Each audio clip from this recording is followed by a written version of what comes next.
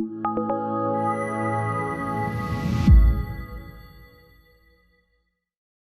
right, so today we have with us Dr. Jim Loomis, the medical director of the Physicians Committee for Responsible Medicine, PCRM, a nonprofit organization based in Washington, D.C. Dr. Loomis is a board-certified physician in internal medicine. In addition to that, Dr. Loomis has completed a certification program in plant-based nutrition from the Cornell University. He's also served as a team internist for the St. Louis Rams and for the St. Louis Cardinals. He's also the director of prevention and wellness at St. Luke's Hospital in St. Louis, and was a faculty member of internal medicine at Washington University School of Medicine in St. Louis. While not practicing medicine, Dr. Loomis is an avid athlete. He enjoys running, biking, and swimming, and has completed numerous half marathons, and triathlons. So thanks for being with us here today, Dr. Loomis. Yeah, my pleasure. Thanks for having me. It's so great to have you. So you have a really inspiring story. So you're the director of prevention and wellness at St. Luke's Hospital. And while you have that great position, you were actually developing chronic disease in your own body. So you were developing high cholesterol, you were a little overweight, you were on borderline prediabetes, hypertension, you have all these problems. And then you stumble across a movie that changed life. I mean, tell us this story. Back before I was enlightened, I thought being healthy meant following a standard American diet based on kind of the old food pyramid. It was, low-fat dairy, lean meat, fruits and vegetables, whole grains, all in moderation. Try to get some exercise, and I had tried to follow that. That's what I preached to my patients. That's what we tried to, encourage the employees at the hospital to do, where I was the director of prevention and wellness for the employee wellness program. And, I found personally I could get away with that if I exercised. And I had been an, on and off athlete through the years. I had run track in college, and I had been an active runner in medical school, but then life kind of got in the way, and I would have starts and stops. And then unfortunately, in July of 2011, I was playing with my dog, and I tore my meniscus in my knee. And being a typical doctor, I waited about 3 months to get it fixed because I didn't have time. And then I didn't do the rehab. So, now my knee is weak, and I'm really struggling to get back to exercise because I hadn't done the rehab like I was supposed to, like I said. And I started to put on weight. And I slowly but surely became a patient. And as I started to engage in the healthcare system, my doctors treated me just like I treated my patients, right? So the first thing that happened was I developed sleep apnea. So I went and saw a sleep doctor, and I got tested, and sure enough, I have sleep apnea. So he prescribes this sexy machine thing I have to wear at night, the CPAP machine. Not once did he ever talk about my diet or my weight as playing a role. And then that triggered an irregular heart rhythm. So I went and I gathered up a cardiologist, and he gave me some pills for my irregular heart rhythm. It was connected to the sleep apnea, but again, never talked about my diet or exercise. Went to have a physical, and lo and behold, my cholesterol was through the roof, and I had metabolic syndrome, which is a pre-diabetic state defined by high cholesterol, high triglycerides, and a low HDL or good cholesterol. I had borderline blood pressure elevation. My sugar was borderline.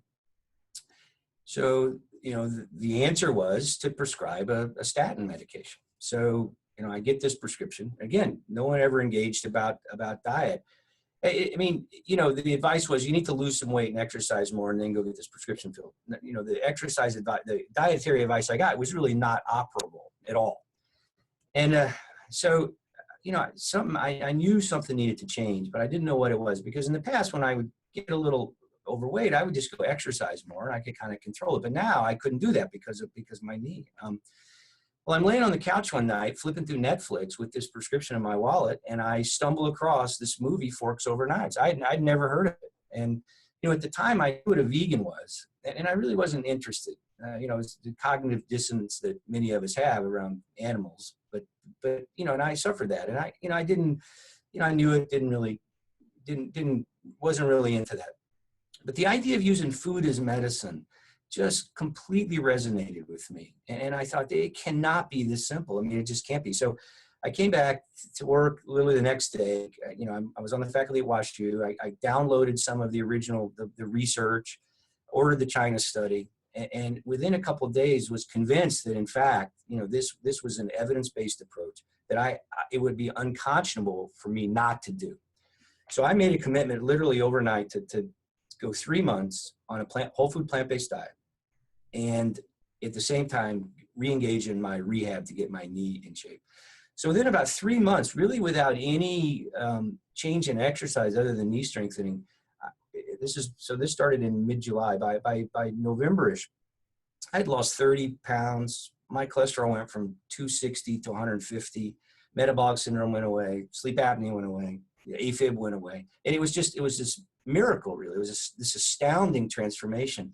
And it was really at that point that I realized that, I thought I was a smart guy in med school. I graduated with honors, and I went to WashU for my training, which is a highly respected training program. And I thought I was this fabulous healthcare provider. But it turns out, I wasn't a healthcare provider. I was a sick care provider. And when we practice sick care, you come in with high blood, you get treated just like I got treated. You come in with high blood pressure and you get a pill, and the pills work great, and you come back and your blood pressure's fine, but now your cholesterol's high. So you get more pills, and then you come back and your cholesterol's great, and those pills are working great, but now you got type 2 diabetes. And so you get more pills, and we just keep iterating this process until, we just stave off disease until you have the ultimately, years or months later, you have a stroke or heart attack, or you get Alzheimer's, you get cancer, or whatever it might be, because we've ignored the fact that the root cause of all those problems, and then doesn't just pick one, is fundamentally the same thing, right? It's the food we put in our mouth, how much exercise we get, how we deal with stress, the environmental toxins we expose ourselves to, how much sleep we get. And that to practice to be a true healthcare provider, I really needed to focus on the root cause. And so that was really my, and it's interesting because the first few months, I didn't really talk to my patients about it. This was an internal kind of an experiment, if you will, to see, to answer 3 questions. So how did I feel? How hard was it? And then at the end of 3 months, what did it do to me biometrically? And the results, again, were astounding. And so as I started to lose weight, I lost weight so quickly, patients thought I had cancer, actually. And so as I started to incorporate it into my practice, going into the next to 2012, I was also able to start exercising, and then the weight loss really picked up. And by July 2000, couldn't walk around the block. January 2012 started running. March of 2012 ran my first half marathon in 15, 20 years, and ended up losing another 20 pounds or so through the next year or two as I progressed through half marathons to triathlons, to a half Ironman triathlon, to marathons, and on and on. And so it's really been astounding. And patients who have engaged similar to what I have done have had the same really miraculous results. It's astounding. When this opportunity came to move to DC, it was a struggle in St. Louis because the resources weren't there. There was really no clinical plant-based dietitians. The diabetologists around thought I had lost. They literally, I would have patients come in and see me who had had type 2 diabetes for years on insulin and metformin and whatever, would go on a plant-based diet, come off their insulin, go follow up with their endocrinologist, and he would say, well, wow, you look great. How you doing? He says, well, I'm on a plant-based diet. I stopped my insulin. Who told you to do that? Well, my internist. Well, you need a new internist because that's malpractice. So that's crazy.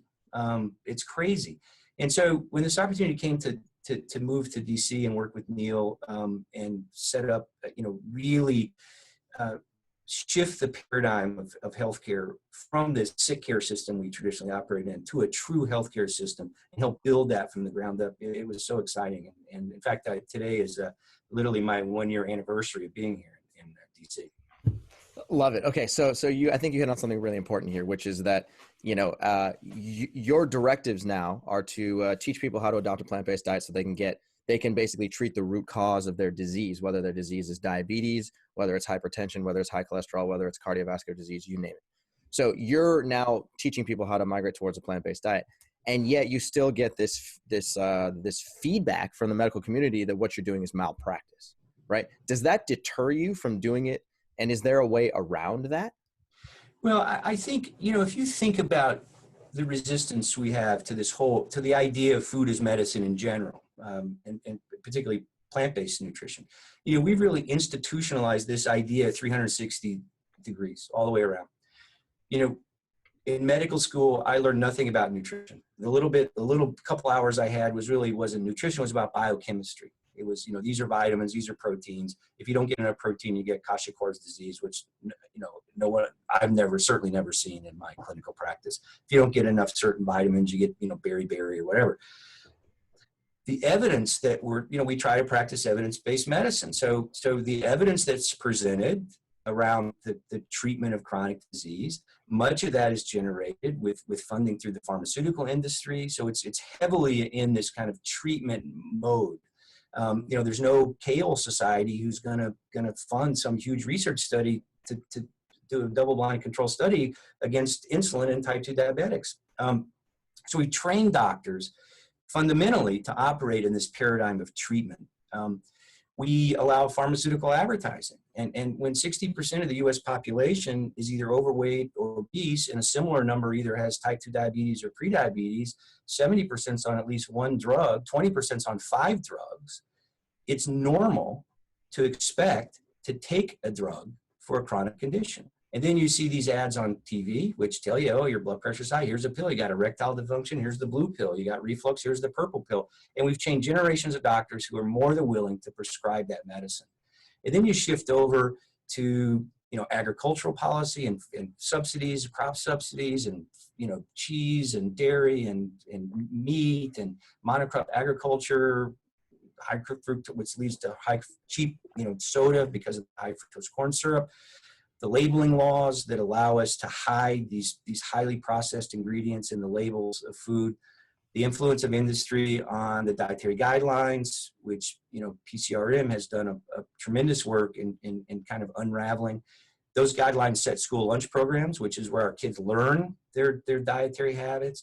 So the whole system really is set up to make this difficult. And I think that, the way your question, does this, I feel enlightened by the knowledge I have, not encumbered, not, I don't feel like I'm pushing up against a wall, because patients increasingly are finding and are coming to us knowing this. I think that you've seen this huge movement, grassroots movements around plant-based nutrition through movies like Forks Over Knives and Dr. Greger's work, and the list goes on. There's a whole, Dr. Warnish, there's a whole list that work that Neil's done at PCRM. So I think people are starting to understand, and I think there's enough grassroots effort that the demand from the consumer side, from the patient side, is starting to drive change in the medical community. The Plant-Based Nutrition Conference, this is it was the 4th year. The first year there was 200 people. This year there's almost 1,000. These are healthcare professionals coming to learn about the importance of plant-based nutrition and health.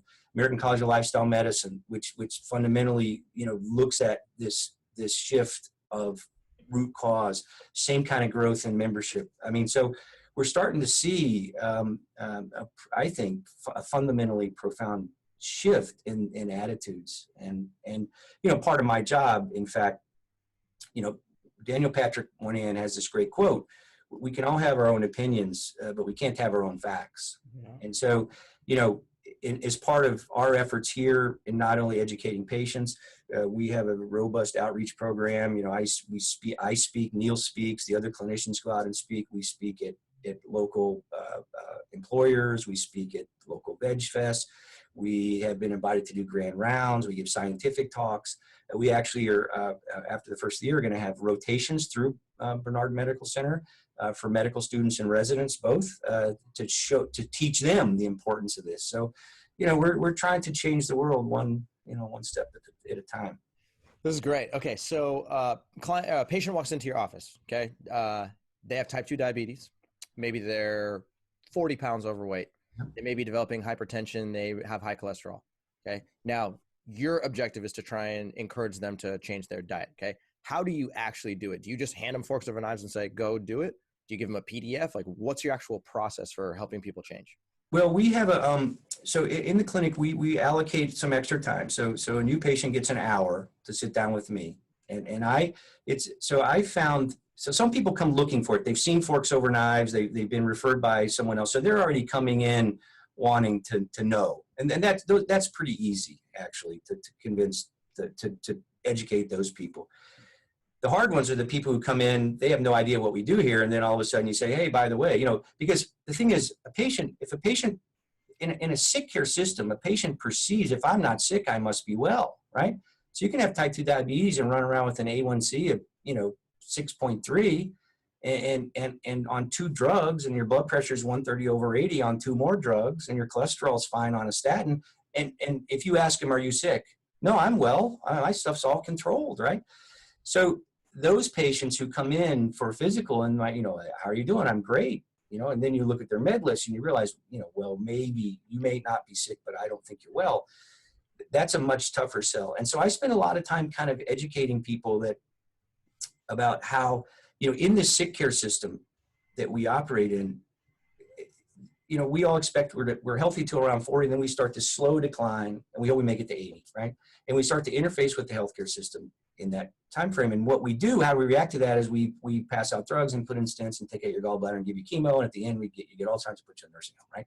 And the idea that it doesn't have to be that way, that there is another path to go down. There is another, you're at a fork in the road here, and you can stay on the path you're on, and I know exactly where you're going to end up, because that was the path I was on. Or here's a new path I can show you.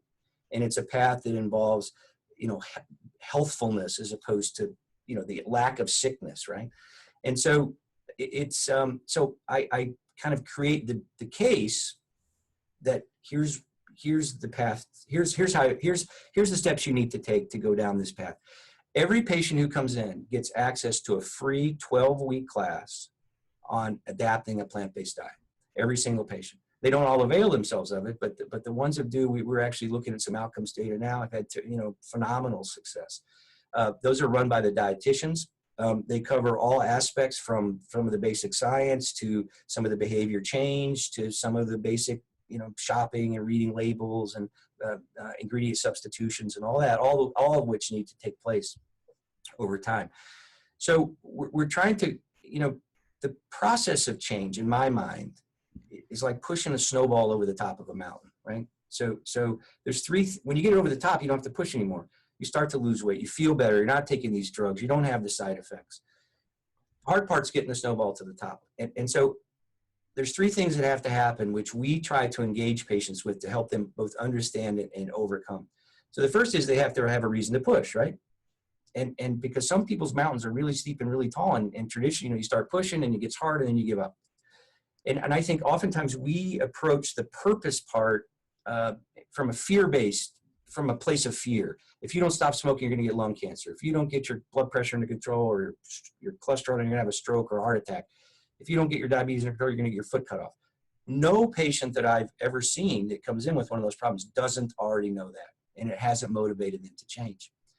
So a different approach that I take is that, and I do this actually as an exercise. I'll put out 5 pieces of paper and say, one says diabetes, one says heart attack, one says stroke, one says cancer, one says Alzheimer's disease. And I say, I want you to take these home and bring them back next week.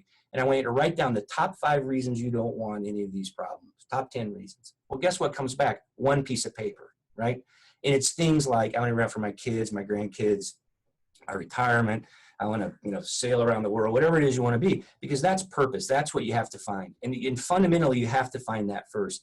And a lot of times people have never really thought about that, because when you're 40, 50 years old, you're not looking at what life looks like in 60, 70, in 20 or 30 years. And so having them reflect on that is a crucial first step. The second thing is you got to lower the slope and the height of the mountain. And those are really the barriers. And there's people have all kinds of barriers. Some of them are emotional barriers, emotional eating. Some are knowledge barriers. So through the classes and some other ancillary resources like health coaching and things like that, we try to assess what those barriers are and really help guide patients down whatever path, whatever they need, whatever other help they need to lower the slope or the height of the mountain. And the third thing, which the classes themselves help accomplish, is recruiting as many people as you can to help you push the snowball. Because creating this social network, engaging friends, family, coworkers. Oftentimes that's difficult because just like, the physicians think I've lost my mind, patients' families think they've lost their minds.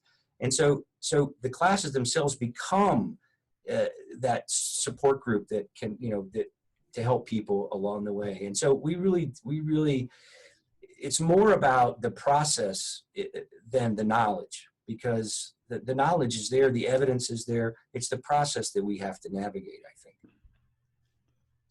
It's really beautiful. Absolutely beautiful. All right, so we want to talk a little bit about a plant-based diet in the athletic world. Yeah.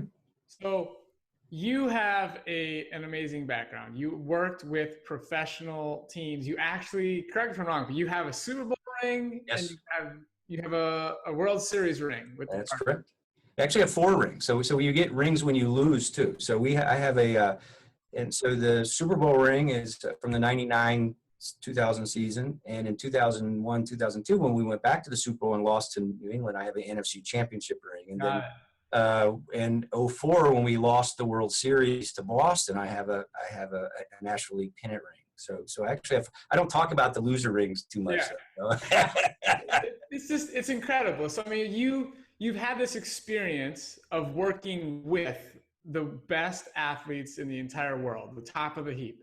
Yep. So, and now you have this knowledge about plant-based dieting, and that's considered like, a weak or, not a manly thing. Right.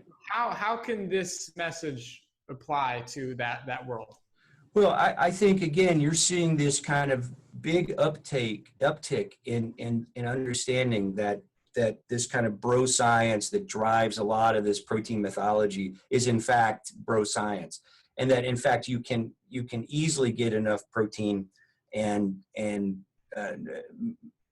nutrients to lead a healthful life and perform at an incredibly high level. And you're seeing that increasingly with professional athletes really all over the world, Olympians, NFL, NBA, Major League Baseball, hockey, really, really all over the world. Weightlifting, bodybuilding, the world's strongman, so it's clear that the message is getting out, but that is a difficult thing, and it's vitally important. There was a recent study done. There's been 2 recent studies. So one looked at metabolic syndrome in college football players, and almost half in one study had evidence of metabolic syndrome. If you look at the incidence of metabolic syndrome in retired NFL players, it's significantly increased. So while you can get big and strong eating a lot of meat, potatoes, and such as that, there are health consequences beyond that which aren't addressed. And I think it gets to the whole idea. We reduce, just like we reduced health down to its consequences. We reduce the benefits. I want to be strong, so I'm going to eat meat. Well, yeah, meat will get you strong. Just like pills will get your cholesterol down, or going on the Atkins diet will help you lose weight.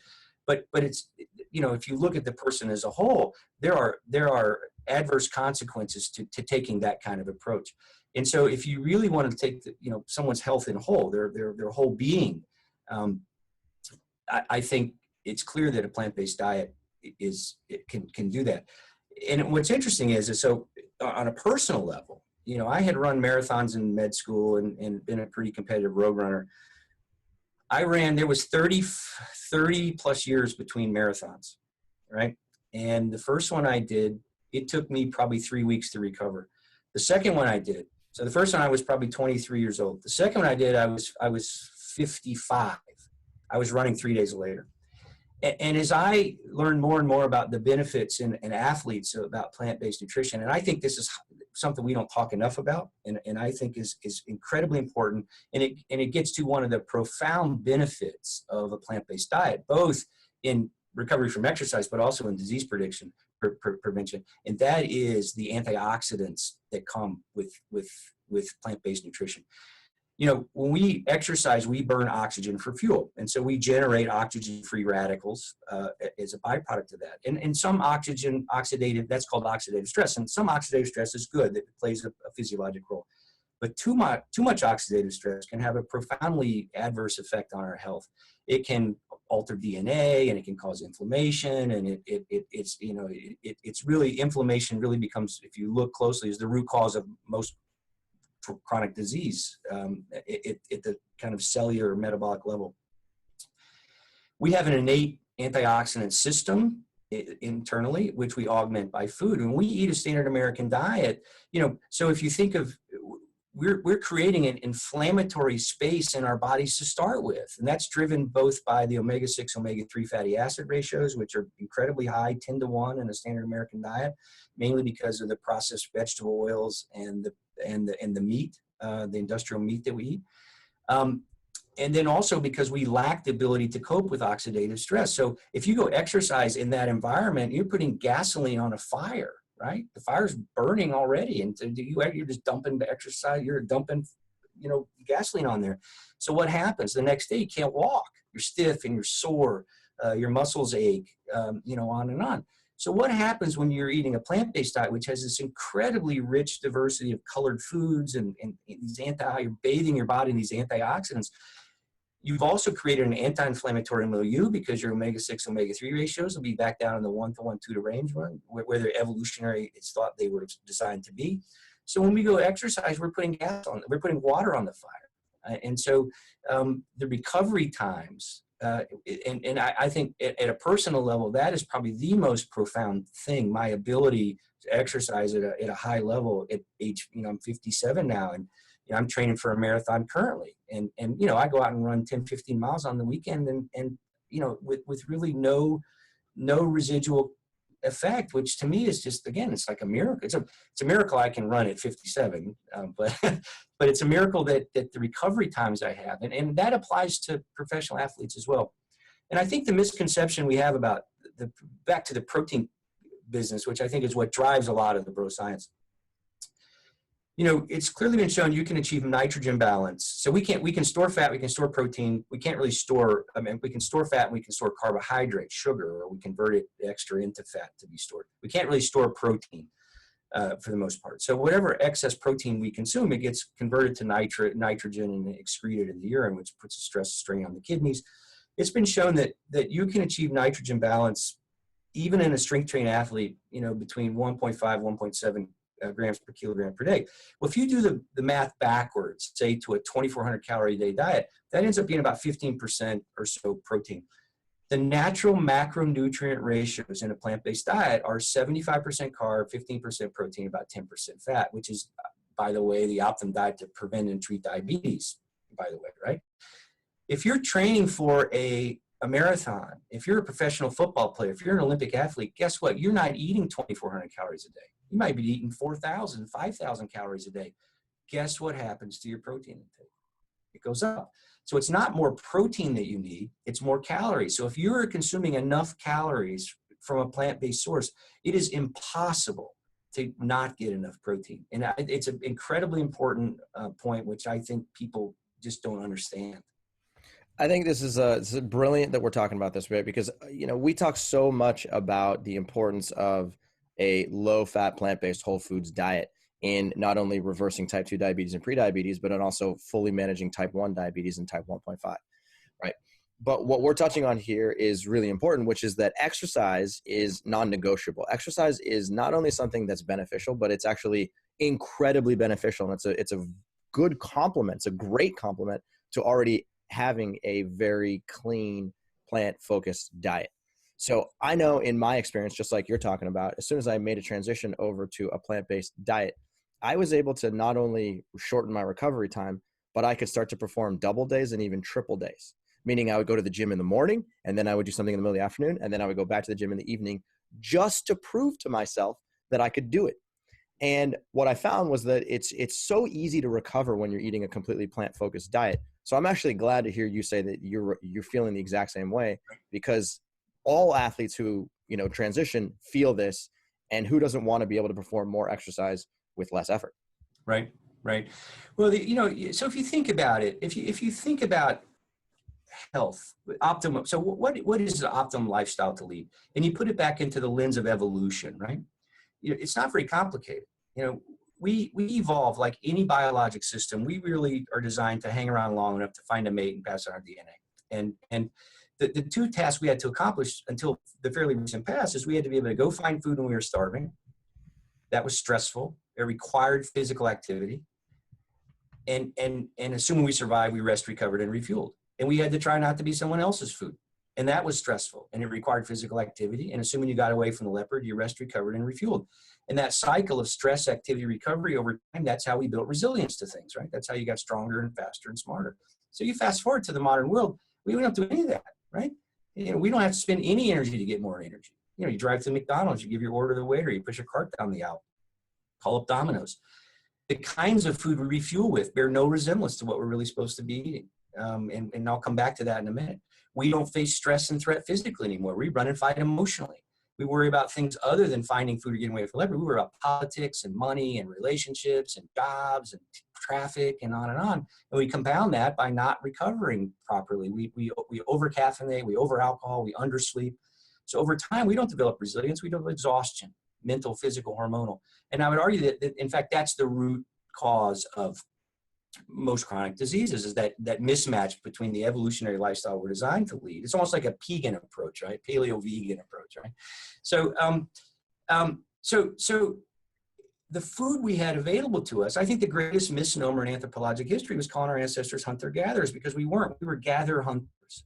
Most of what we gathered was whole food, plant-based sources of energy. We gathered roots and stems and leaves and seeds and fruits and nuts and vegetables and berries and legumes.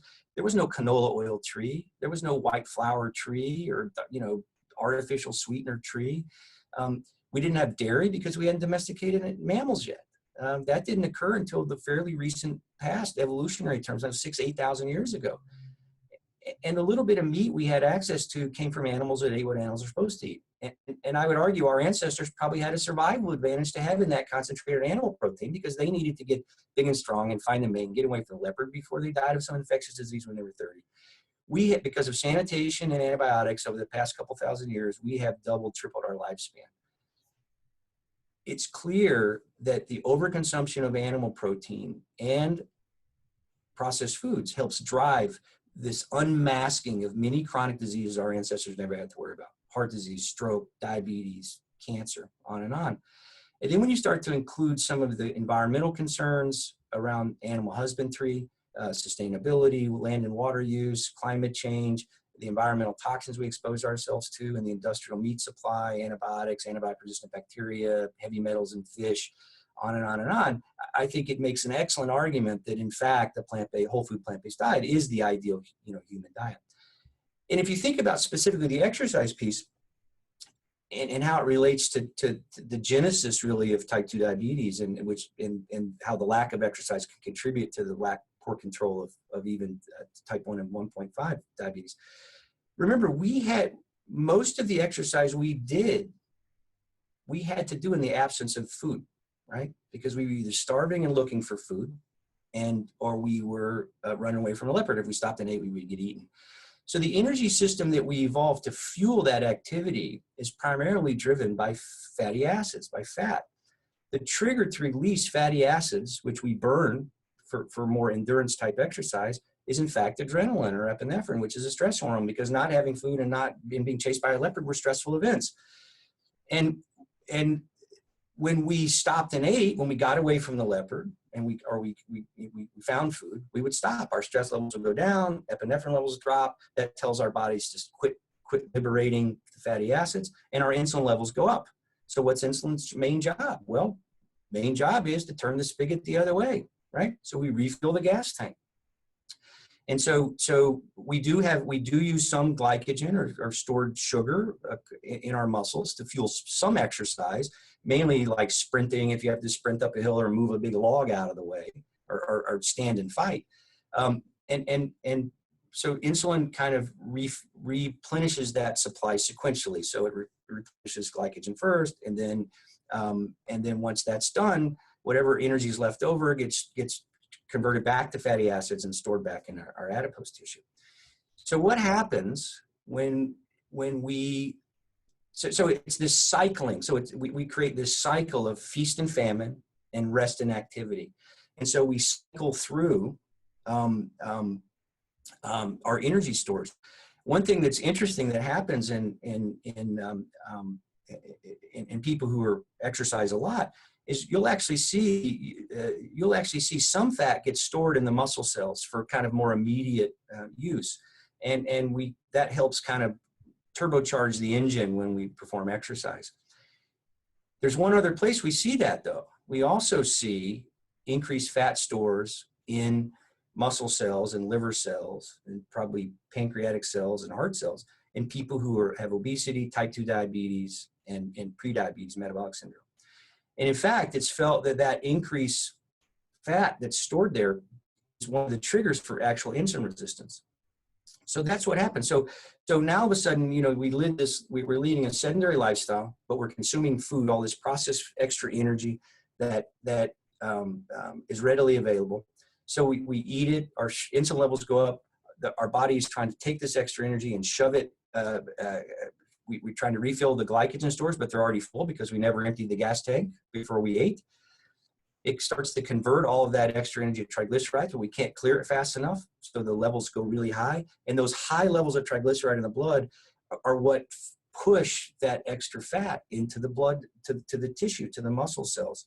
The muscles become the byproducts of that become, because they're not being cycled through now like you do when you exercise, they just kind of sit there and they get metabolized into some byproducts, which are felt to actually trigger the insulin resistance. So the next time you eat, you need a little more insulin. And then the next time you eat, you need a little more insulin. And the next time you eat a little more. So over time, from the time you develop this kind of pre-diabetic state, it takes about 10 years, your pancreas can no longer keep up with your insulin demands. And that's when you transition over to type 2 diabetes. So, it's kind of like, think about your car, right? I don't know anyone who would park their car in the garage for 6 months and go in and put gas in 5 times a day, right? And if you're driving your car every now and then, and you're emptying the gas tank, you don't pull up to the gas station and put 30 gallons in if it only holds 15, right? And you certainly don't put watered down gas or bad gas in your car and expect it to run right. And if you went to the mechanic, because it wasn't running, your car wasn't running, he calls you up. He says, Cyrus, I fixed your car. By the way, I figured out what's wrong with it. You've been putting the wrong kind of gas in it. Most of us wouldn't stop at the gas station on the way home and do that again, right? But why do we take so much better care of our cars than we do of ourselves? And we talk sometimes about moderation, right? Well, moderation just kills them. You want moderate diabetes, then eat standard American diet in moderation. If your car's in the shop every 3 to 6 months for the same problem or a different problem, mechanic keeps paying a mechanic to fix it. And he says, Cyrus, if you would just put less bad gas in your car, you could bring your car back in 6 months instead of 3 months. You probably get a new mechanic, right? So that's why, when it's really the whole package. You got to really be all in with this.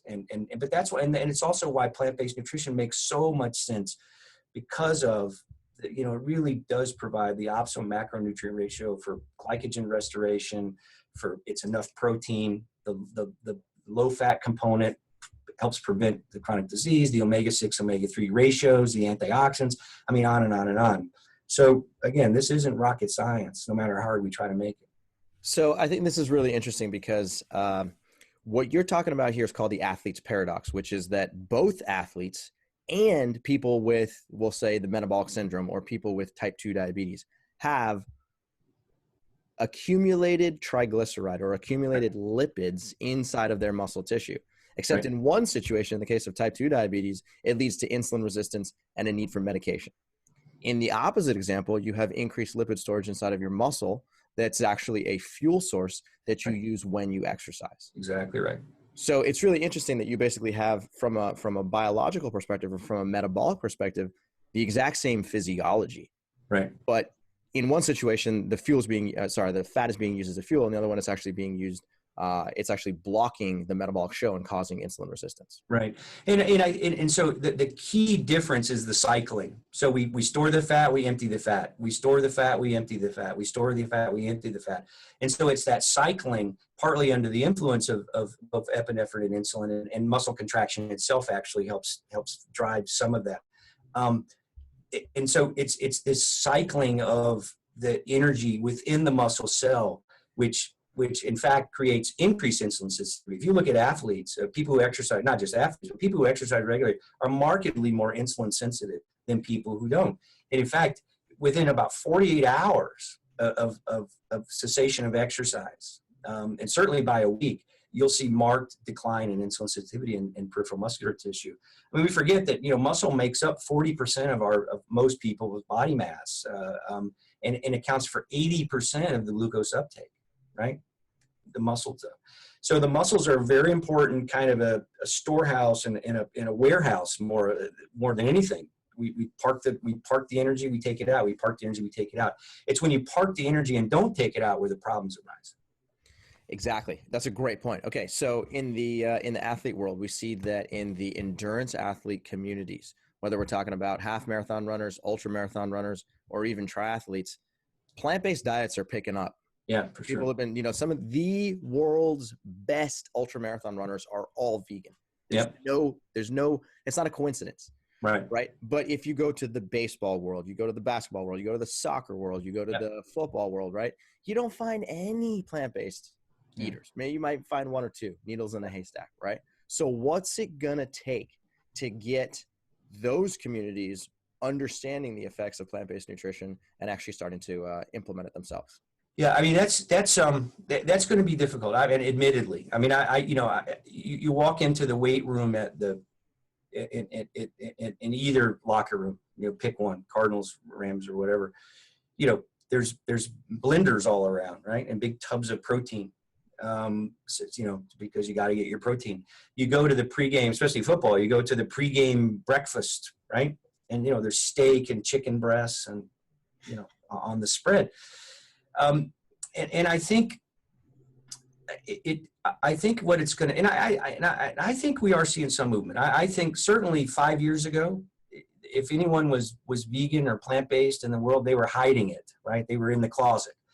I think now you are seeing some athletes coming forward and kind of spreading the word. And there has been some shift, but that's a difficult thing to crack, because the bro science kind of idea that you have to eat protein and it has to be meat, and especially with the rise in the CrossFit world, with all which is really driven a lot by the paleo diet, which is, again, can be very heavily meat driven. That is a challenge. But I think that the key is going to be you just got to keep educating people. Again, it's back to what I said earlier. We can all have our own opinion, but we can't have our own facts. And so getting up and educating the physicians, educating the team doctors, educating the trainers, educating the strength and conditioning coach, and educating the athletes themselves is going to be the key. It's great. Yeah, I think maybe it's only a matter of time before that actually happens, because a lot of this bro science and I remember thinking this when I first made the transition myself. I said, if I'm going to start eating more plants, right? I associated eating more salads, eating more fruits with right. That's a feminine thing, right? Come on. Right. That's not, guys don't do that, right? That's for chicks, right? Not for guys, right? And that circulates a lot in this athlete world because, again, we're talking about, a very masculine dominated culture where we're talking about like large muscles, right? Right. But if only those types of athletes were actually consuming plant-based material, I wonder how much faster would they be? How much stronger would they be? How much better would their recovery time be? Right. No, I agree. So, but I'm hopeful. I'm hopeful that people will change. I mean, the problem is that, and it's the same problem you see in the general kind of the general public, right? So people know they need to eat better, they need to be healthier, they don't need to eat, they need to change their eating habits. But you know what? I'm young, I'm healthful, I'm an athlete. I just got to get through my career and then I'm going to change, right? But then guess what? It happens, nothing, right? So they end up gaining weight and getting metabolic syndrome. So because the event horizon for the adverse consequences of these kind of behaviors are so far in the future, and these, you're talking people at the peak of their health, really, these world class athletes, it's sometimes kind of hard to see what the future is going to look like. And the problem is when they drift away from the sport, their dietary habits don't change. And again, that's reflected in some of the research that's been done looking at, sleep apnea. I mean, look at retired NFL linemen have a huge incidence of obesity and sleep apnea, which increases the risk for sudden death. Sleep apnea is associated with metabolic syndrome. It's a highly inflammatory state, which metabolic syndrome and obesity are as well. So there's this, there's a whole bunch of adverse consequences waiting down the road: heart disease and stroke and cancer, and increasingly, cognitive brain issues, which, there's not any research to suggest that right now that plant-based nutrition could help with that, but certainly that's partly driven by inflammation from the chronic injury. So there's a lot of research that needs to be done, number one, but still, and a lot of education, I think, as well. Okay, so one of the things we like to do is leave all of our viewers with some very concrete tools so that they know after listening to this, they can go home and they can start to implement your recommendations right away. So in 60 seconds, if somebody is struggling with diabetes or pre-diabetes and they come to you and they say, hey, Dr. Loomis, what do I need to do right now in order to improve? What do you tell them? Well, I think the first thing they need to do is try to find a plant-based or a plant-friendly primary care physician or a dietitian to help them along the journey. Fortunately, increasingly, there are a tremendous number of online resources. You guys have an amazing program yourselves about helping people navigate this. There are a plethora of outstanding food blogs out there that help. There's resources like Plantrition Project, which has downloadable quick start guide. They've collected resources, both cookbooks and on and on. I have patients go through Dr. Greger's nutritionfacts.org, read his book, How Not to Die, watch Forks Over Knives. So there are, Forks Over Knives Plan, which is another great resource. The Forks Over Knives, their new book about with the family to help incorporate food that is so you're not having to cook 2 meals. So, none of those resources existed 5 years ago, except for Forks Over Knives. Their cookbook had just come out.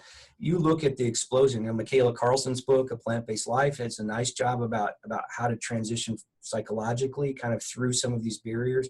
So increasingly, there are a tremendous number of resources out there which didn't exist, 5 or 6 years ago. And so it is becoming easier, I think. Okay. I should probably mention our Quick Start program too.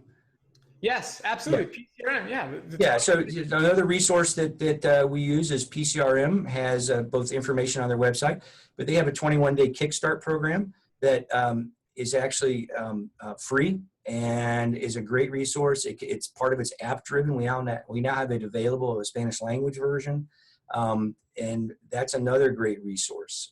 Finding a local Food for Life instructor as well in your community is another great resource. Those are community. Those are trained here at PCRM about helping people transition to a plant-based diet, and some are disease specific. So there are some diabetes programs actually. Absolutely, yeah. PCRM, you guys have a whole site a whole page on the website of diabetes resources. We will absolutely link that up. Yeah, that's exactly right. Well, thanks for taking the time to be here with us today, Dr. Loomis. This has been super informative. I think one of the things that you bring to the table, which is very unique, is that you have a ton of experience as a physician. You have a ton of personal experience as a plant-based eater. You were quote unquote sick, right? You had the metabolic syndrome and you reversed all of that. So you have the personal experience as well. And then you're also very well connected to everybody in the plant-based community, and you're able to basically share your information with other people as well. So, it's really cool to learn from you because, clearly you've been doing this for a long time, and it's very black or white for you. Yeah, God, thank you for having me. I view it as one of my missions. I'm willing to stand on the top of any mountain and shout as loud as I can, because this message has to be heard. If we don't figure this out, we are going to bankrupt the country from a healthcare standpoint, healthcare costs, and we're going to bankrupt the planet. So this is so important what you guys are doing and getting this message out, and your other speakers. It's amazing.